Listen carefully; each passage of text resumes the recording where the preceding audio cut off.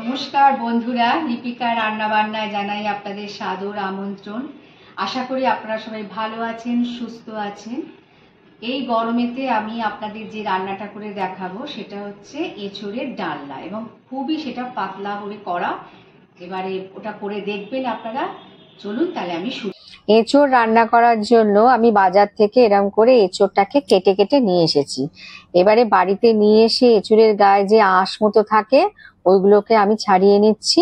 অনেকে ছাড়ায় না, কিন্তু আমি ছাড়িয়ে নিচ্ছি, কারণ এগুলো দাঁতে পড়লে ভীষণ লাগে।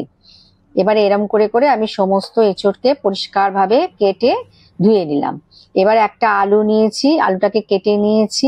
এঁচোড়গুলোকে ভালো করে ধুয়ে প্রেসারের মধ্যে দিয়ে দিয়েছি, আর এর মধ্যে একটুখানি নুন দেবো। নুন দিয়ে প্রেসারে এখানে আমি 3টে সিটি দেবো।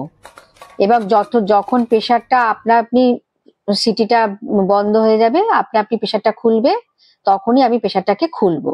এবারে দেখুন এঁচোড়গুলো খুব সুন্দর সেদ্ধ হয়ে গেছে। এবার কড়াতে সর্ষের তেল দিয়ে দিলাম। এবারে সর্ষের তেলের মধ্যে আমি একটু জিরে ফোড়ন দেবো। জিরে ফোড়নটা একটু লাল হয়ে উঠলে এর মধ্যে তেজপাতা 2টো দিয়ে দিলাম।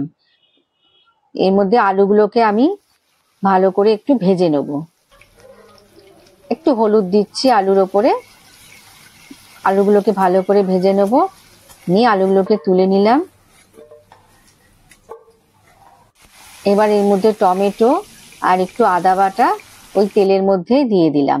দিয়ে ভালো করে একটুখানি টমেটো আর আদাটাকে তেলের মধ্যে মিশিয়ে নিলাম। আর একটু হিং দিলাম। নিরামিষ তরকারিতে একটু হিং দিলে খেতে খুব ভালো হয়।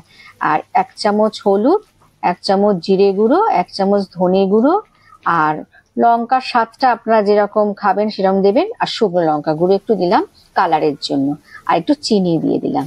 দিয়ে ভালো করে এই মশলাটাকে তেল ছাড়া অবধি ভেজে নিলাম। এবার যেই তেল ছেড়ে এসেছে এর মধ্যে আলু আর সেদ্ধ করা যে এঁচোড় দিয়ে দিলাম। দিয়ে ভালো করে মশলাটা আলু আর এঁচোড়ের গায়ে মাখিয়ে নিলাম, এবং স্বাদ মতো নুন দিয়ে দিলাম। নুনটা আগে দেওয়া ছিল এঁচোড় সেদ্ধ করার সময়, সেজন্য বুঝে দিতে হবে। তারপরে এর মধ্যে একটু জল ঢেলে দিলাম আলুটা সেদ্ধ করার জন্য। আর এইবারে ঢাকা দিয়ে দিচ্ছি।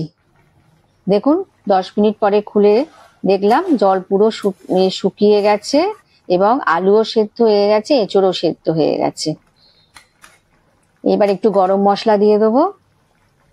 গরম মশলাটা ভালো করে মাখিয়ে নিয়ে এবার একটু ঘি দিয়ে আমি গ্যাসটা বন্ধ করে দেবো। এইভাবে আপনারা বাড়িতে করবেন, করে কেমন লাগলো আমাকে জানাবেন, এবং আমার চ্যানেলটিকে আপনারা সাবস্ক্রাইব করে নেবেন। তাহলে আমি নিত্য নতুন যে রান্না দেবো আপনাদের কাছে পৌঁছে যাবে।